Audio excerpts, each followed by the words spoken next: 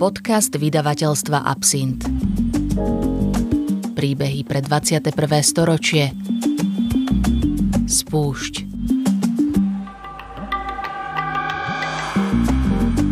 Bol to obyčajný večer s kamarátmi. Pre nás aj pre nich. My sme sedeli na víne doma, oni ho trávili v bare. Všetci sme mali v ruke niečo osviežujúce, každý sme sa prišli zabaviť po svojom. Každý hovoril o svojom dni, o svojich snoch, o svojich láskach. Nikto nechcel byť sám. Rozdiel je len v tom, že nám sa nič nestalo, no oni tu už nie sú. Keď sa to premielalo a všetko to vyskakovalo, tak to bolo veľakrát pre mňa celkom ťažké, že ak som v telke počula, že strelba na Zámockej, tak to vždycky vo mne spôsobilo taký nepríjemný pocit. Nezvyčajne teplú októbrovú noc prerušila postava v kapucni, ktorá vykročila z tieňa, namierila zbraň a ukončila životy dvoch mladých ľudí, Juraja a Matúša. Keď zostanem ticho, tak proste sa to zopakuje a že je to aj vlastne zbabelé, aj amorálne, že proste musím akoby to o tom hovoriť. Farby dúhy, červená, oranžová, žltá, zelená, modrá, tmavomodrá, fialová sa zrazu stratili, zmiešali sa do jednej chladnej šedej hmoty. 12. február 2022 bude už navždy čiernym dňom pre LGBTI plus menšinu, ale aj pre všetkých Slovákov. O život prišli nevinní ľudia. Vraždila ruka vraha, vraždil aj slovník politikov, vraždila ľahostajnosť, nenávisť a strach.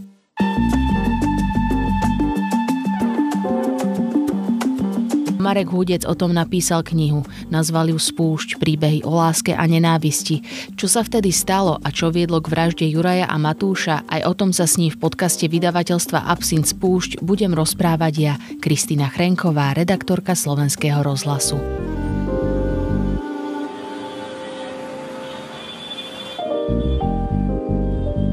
Čau Marek. Ahoj Kristín.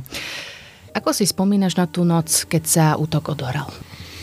Tak boli sme spolu v ten večer, určite si na to spomínaš. Keď som tie prvé správy videl, tak som zrazu sa nevedel vlastne na nič iné sústrediť a musel som sa vrátiť do Bratislavy. Vy teda žijete trochu kúsok ďalej odtiaľ. A tak celú noc som sa venoval iba tomu, že som scrolloval to, čo sa práve deje.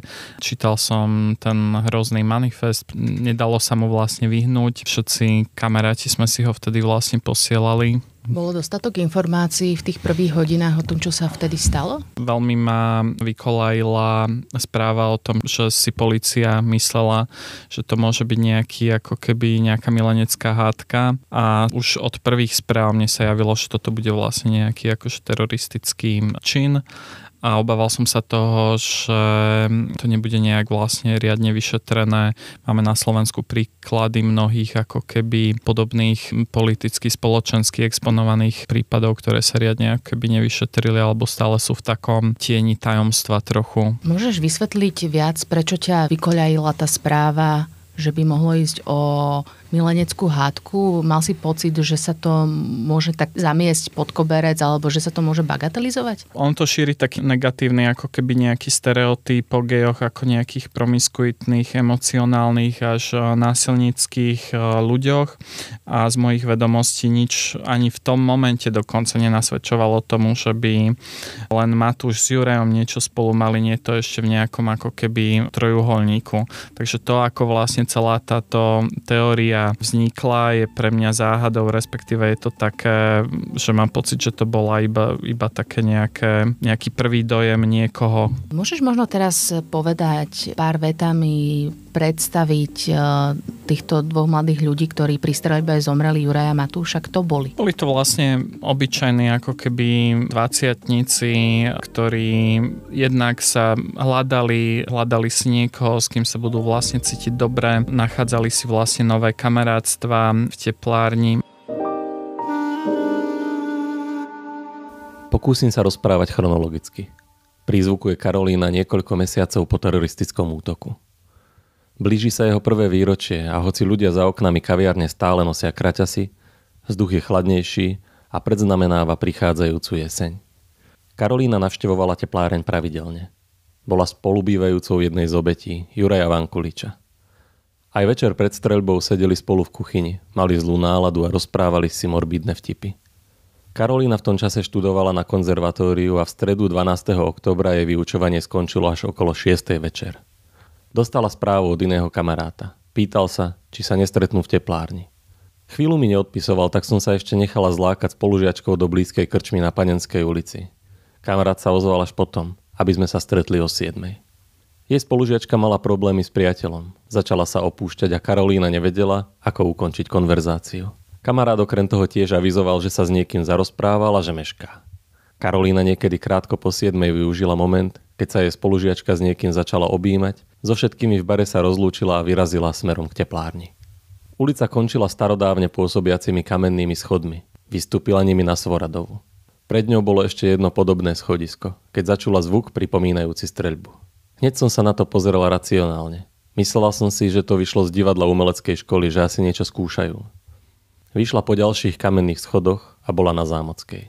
Videla tepláreň a prekvapilo ju, keď zazrela niekoho ležať pred podnikom. Myslela som si, že niekto opitý spadol a nechápala som, prečo to nikto nerieši. Keď som sa priblížila, začala som rozoznávať Jurajove črty.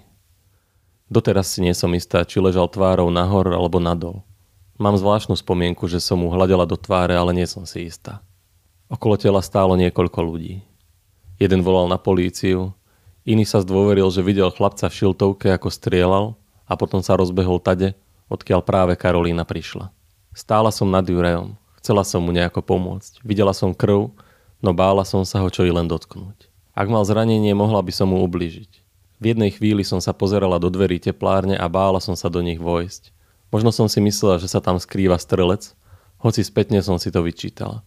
Možno keby som vošla, mohla som nejako upokojiť Radku. Stála a čakala na policajtov. Po chvíli zavolala aj na linku zdravotnej služby 155. Pani v telefóne jej poradila, nech z miesta činu čo najskôr odíde. Niečo ma tam však držalo. Zvláštne je, že som vôbec neregistrovala Matúša. Až neskôr, keď na internet unikla fotografia z miesta činu, som si uvedomila, že tam ležal tiež. Čoskoro prišli policajti a Karolína čakala, že jej zranenému kamarátovi poskytnú nejaké umelé dýchanie, no nespravili to. Vnímali, čo si ona hneď nepripustila. Chcela som sa mu prihovoriť. Vedela som, že to bol Juraj, lebo len nedávno si prefarbil vlasy a ešte som mu ich chválila. Medzi tým jej prichádzali správy o zhrozených kamarátok a kamarátov, ktorí vedeli, že chodila do teplárne. Si v pohode? Vieš, kto umrel? Bolo to absurdné. Stála predsa priamo tam, na mieste činu.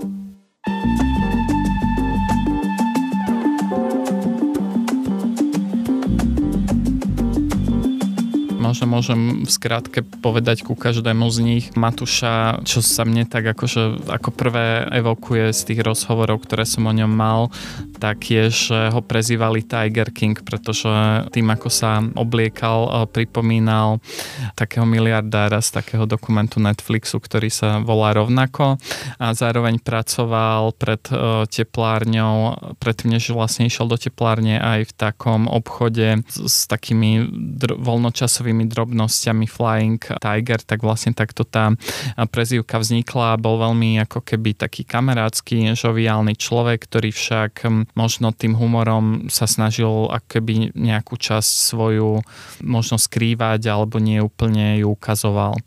A potom Juraj bol tiež taký veľmi ako keby otvorený, kamarátsky, tiež mal vlastne, a to majú spoločné, takú istú svoju časť, ktorú ukázal iba fakt ako keby najbližším ľuďom.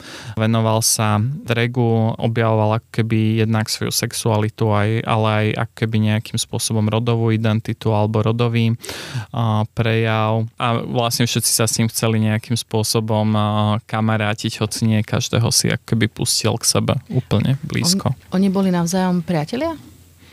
Ako kamaráti? Áno, boli kamaráti, hoci možno nie až taký blízky z toho, čo som počul, že vlastne pohybovali sa v jednej partii, ale neboli úplne takí, že najlepší kamoši. A čo tretia obeť celého útoku, ktorá ale našťastie nezomrela, Radka, aká je ona? Radku ja som už spoznal vlastne až po tom útoku, čiže môžem hovoriť iba z vlastnej skúsenosti a príde mi hrozne akoby nebojacná, silná osobnosť, ktorá je v tomto pre mňa ako veľmi inšpiratívna. To inak potvrdzuje aj to, čo si o nej vlastne napísal, z toho, ako si sa s ňou rozprával, ako sa ona sama zachovala pri tom útoku. Že napriek tomu, aké boli tie okolnosti nebezpečné, nevedela, alebo aj zmetočné, vlastne v tom zmetku naozaj nikto nemôže vedieť, čo sa bude diať ďalej, tak ona si zachovala chladnú hlavu, dokázala sa skryť a čakať na pomoc. Áno, ona sa vlastne odplazila keby do toho podniku, tam sa skrývala pod lavičkou, nevedela, či ten útočník už odišiel, či sa náhodou ešte nebude vrácať. Napriek tomu sa jej podarilo vlastne spojiť ešte s mamou, keď prišla polícia, takže áno, že príde mi z toho fakt, že bola keby veľmi silná v tom okamihu, ale aj hlavne v tých mesiacoch potom, keď vôbec o tej traume sa nebála ako keby hovoriť a ani vlastne vystupovať za Juraja Matúša a nejakým spôsobom pripomínať túto udalosť, ktorá postupne odchádzala do zabudnutia. Radka, ako sa na teroristický čin pred teplárňou pozerá s odstupom 2 rokov? No s odstupom 2 rokov, akože skoro 2 rokov, to je také, že neviem asi na to úplne odpovedať, lebo sa na to asi nejak že ani nepozerám. Verím to, že už sa to udialo, stalo. Aj keď sa o tom niekto baví, tak už mi to nie je nejaké nepríjemné, že skôr to berem ako, že proste situácia bola, aká bola, nejak to už nezmeníme. Ja som sa niekam posunula, takže nemám z toho akoby nejaké stresy. A je jasné, že ten posttraumatický je, aký je, že tam akože niekedy proste niečo ešte vyraší, keď sú nejaké zvuky niekde a podobne, že akoby to nie je niekedy veľmi komfortné, ale už sa to stáva veľmi zriedka, že sa mi celkom dobre dalo zapracovať na tom celom stave, aj psychickom, aj fyzickom, takže v podstate zatiaľ nič, ale keďže ma čaká v novembri ešte tá operácia kvôli nohe, tak možno potom to niečo iné zase spôsobí, lebo však viac menej to bol taký, že október, keď sa to stalo a v novembri som bola na kontrolu, takže uvidíme, ale viac menej asi nemám na to nejaký, že by špeciálny názor. Nebolo možno ťažké v tých prvých mesiacoch komunikovať s médiami, že možno ti často kladli otázky, ktoré nemuseli byť veľmi príjemné? Nebolo ťažké komunikovať s médiami, lebo nikto na mňa nebol zlý. Práve naopak, že proste boli milí, aj mi vždy povedali, že ak vám niečo nie je príjemné, tak vôbec nemusíte odpovedať a tak ďalej. Takisto som to mohla autorizovať, takže ja som nemala že zlé skúsenosti. Skôr som bola možno milo prekvapená aj tou citlivosťou aj všetkým, že ako tomu pristupovali, lebo všetci bereme médiá ako nejakého zloducha, ale ja stále tvrdím, že je to o ľuďoch, že to nie je proste takéto masívne, že všetci novinári sú zlí. Zdá sa ti, že sa na tú udalosť do istej miery zabudlo? A keď áno, tak možno čím si to vysvetľuješ? Každý z nás sa musí niekam pohnúť. Vieš, lebo ty nemôžeš teraz niekoľko rokov dookola omielať to isté. A je to podľa mňa aj tým, že pakateľ sa zastrelil a reálne sa to, že neriešilo v médiách ako nejaký proces, ale už to akoby bolo, že ukončené celkovo, tak tým pádom sa podľa mňa ľahšie zabúda ako na niečo, keď sa niečo ťahá 5, 6, 7 veľa rokov po súdoch, ako keď niečo proste sa stane. A ten prvý rok je podľa mňa najviac citlivý, hej, na všetko, lebo to ideš pomaly, vieš, že mesiac po udalosti, neviem čo, pol roka a tak ďalej, rok. A je to také fakt, že citlivejšie, ale potom už sa tým akoby naučíš žiť, aspoň teda väčšina ľudí. Niektorí podľa mňa sa aj trošku dištancovali pre ich osobné psychické dobro a ja viac menej tiež už mám také štádium, keď akoby, možno to bude znieť divne, ale nevadí mi, že sa na to zabudlo, že to ľudia nepotrebujú omielať, že sa to nepreberá v médiách, že to proste nevyskakuje všade a že to akoby, lebo v tých začiatkoch, keď sa to premielalo a všade to vyskakovalo, tak to bolo veľakrát pre mňa celkom ťažké, že ak som v telke počula, že strelba na Zámockej, tak to vždycky vo mne spôsobilo taký nepríjemný pocit. Čiže možno je to aj dobré, že to akoby nemajú potrebu omielať stále dookola, ale vždycky sa nájde nejaká situácia, keď to vyjde, niekto to pripomenie a tak ďalej, že akoby nikdy sa na to nezabudne úplne, ale podľa mňa je to tým, že sa ľudia musia proste posunúť ďalej. Aspoň ja by som to tak brala.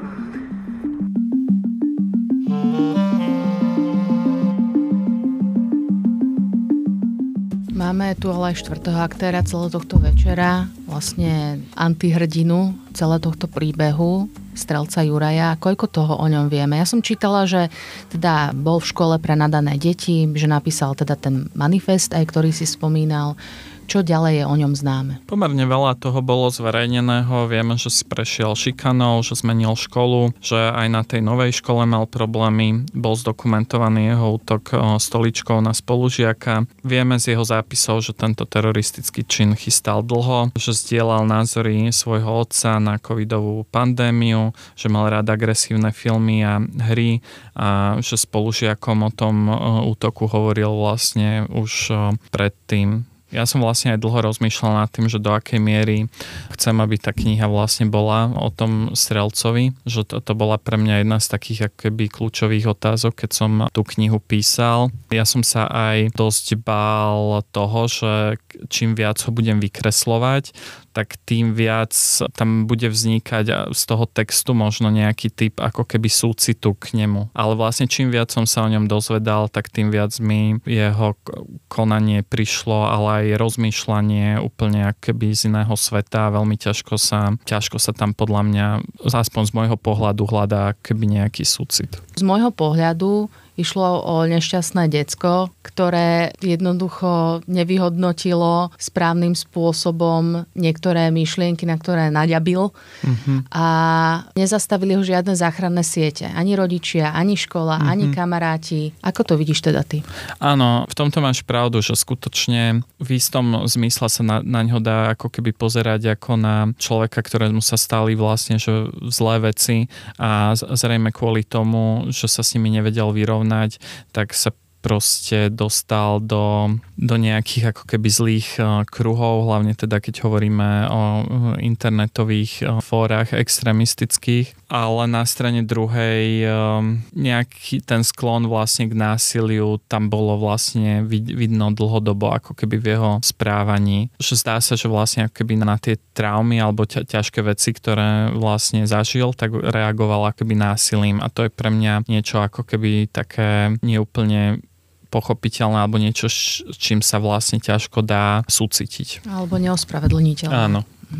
A dokonca tam vyšli nejaké správy aj o tom, že aj jeho rodičia mali indície, alebo dokonca, ak sa nemýlim, im niečo aj pred tou streľbou niečo povedal a jednoducho odišiel z domu so zbraňou, vedeli o tom a napriek tomu nezavolali na políciu. O tomto hlavne akoby vedia jeho rodičia a bližšie vedia ako keby nejaké vyšetrovacie vlastne zložky a neviem sa vlastne k tomu úplne ako keby vyjadriť, neviem vlastne úplne, že 100% povedať, že čo tí rodičia vedeli a čo nevedeli. Každopádne vieme o tom, že po tej streľbe vlastne akoby prišiel domov a mohli ho vtedy napríklad v tom momente niekedy nahlásiť, čo tiež sa mi zdá, že sa nestalo. No ale isté je, že publikoval tweety na Twitteri, terajšej sieti X, kde boli znaky toho, že ide niečo spáchať dosť jasné. Ja teda prečítam nejaké tweety, ktoré si aj ty zverejnil vo svojej knihe.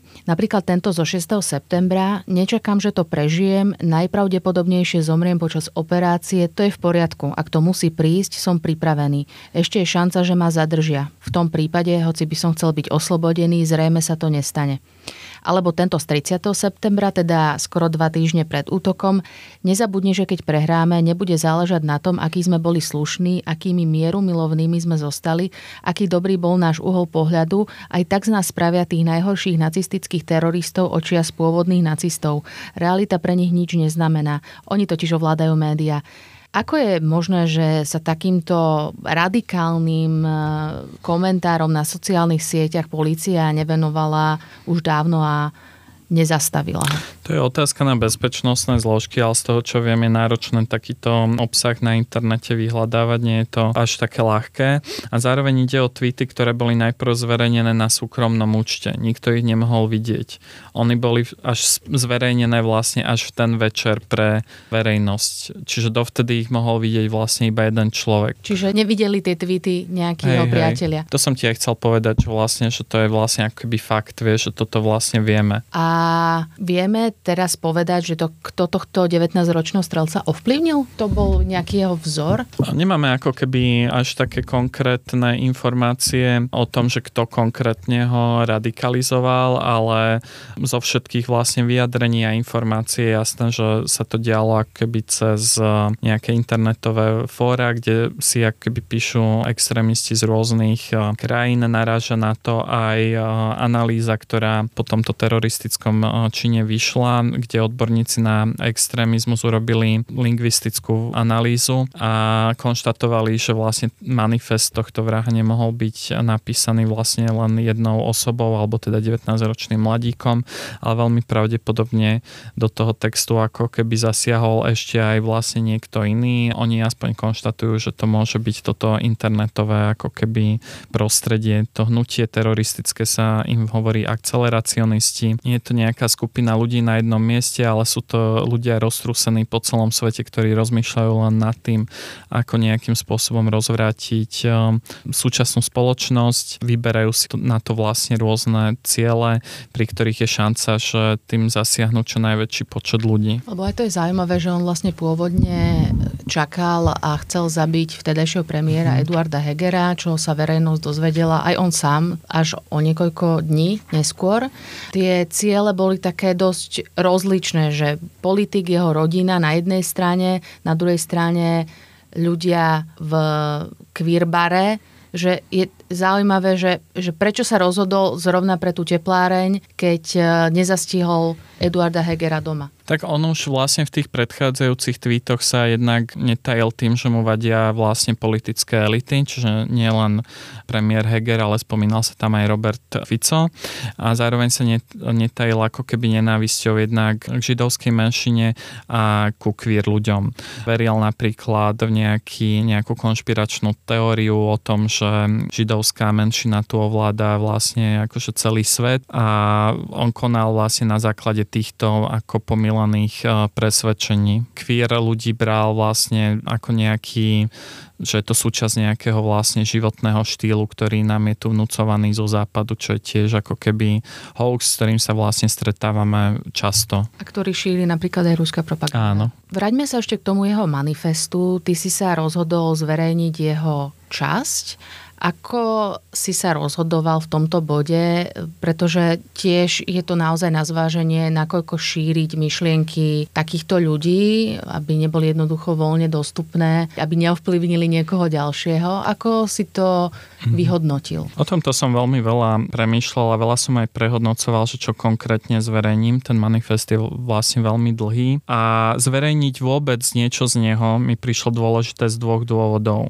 To, že skutočne vraždil tento mladík Juraj K. je ako keby spochybňované na dezinformačných weboch a považujem preto za dôležité ukázať dôkaz, že tento človek mal nenávistné vyjadrenia a sú nezmazateľným dôkazom.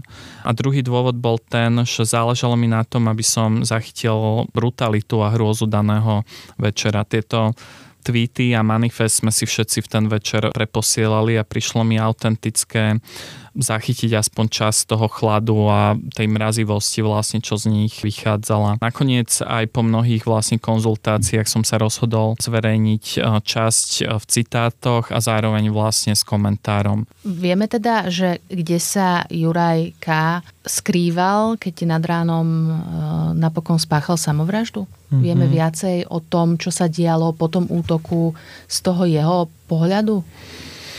Vieme, že v noci po vražde sa skrýval na Jaskovom rade v oblasti nad železničnou stanicou. Sú vlastne dve teórie tých ciest, ako sa tam dostal a odtiaľ ešte vlastne potom komunikoval na internete, zároveň komunikoval aj s rodičmi, komunikoval s odborníkmi na linke pomoci a vlastne postoval aj fotku s topánkou na hlave, lebo on komunikoval zároveň na Twitteri a ešte aj na 4chane. Čiže on sa vlastne prechádzal po uliciach Bratislavy bezprostredne po útoku? Nepresúval sa autom? To si 100% vlastne nie som istý, ale veľmi pravdepodobne nešiel ako keby autom z mojich nedostupných informácií. Po vražde on išiel domov a potom on išiel vlastne späť do mesta. Kde ho napokon polícia našla? Na tom Jaskovom rade. Môžeš ešte trochu opísať, čo sa dialo u neho doma? Vedeli jeho rodičia, že sa niečo deje teda? Z mne dostupných informácií doma mal ešte vlastne týchto rodičov aj svoju sestru ohrozovať zbraňou.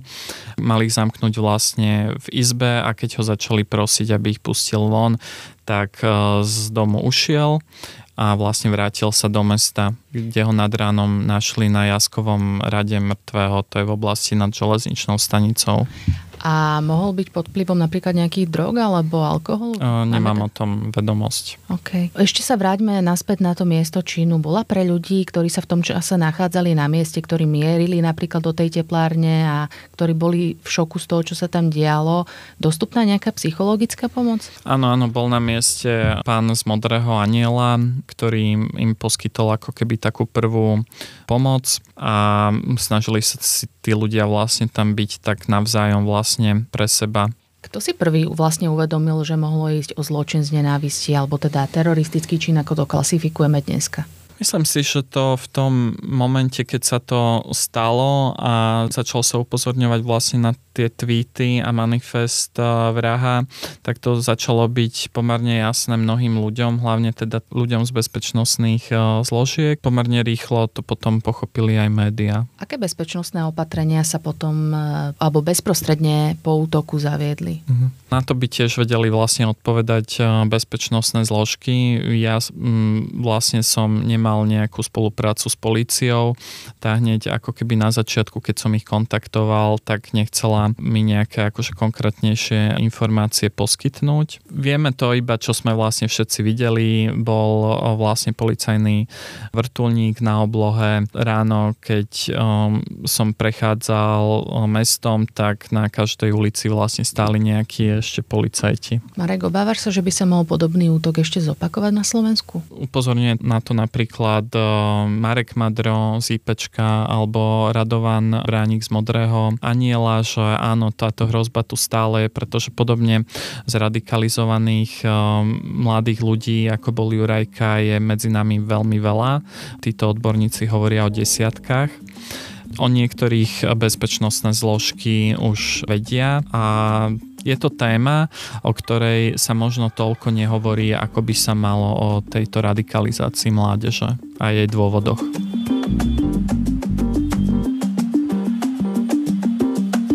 Počúvali ste prvý diel podcastu vydavateľstva Absint Spúšť, v ktorom sa s Marekom Hudecom rozprávam o útoku na LGBTI plus menšinu v klube Tepláreň, pri ktorom 12. októbra 2022 zomreli dvaja mladí ľudia.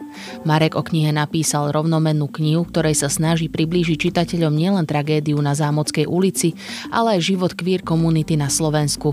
V ďalšej časti budeme hovoriť o tom, kam až siaha homofóbia v našej krajine a kto bol prvým queer aktivistom v slovenských dejinách. Pekný zvyšok týždňa vám želá Kristína Chrenková, redaktorka Slovenského rozhlasu.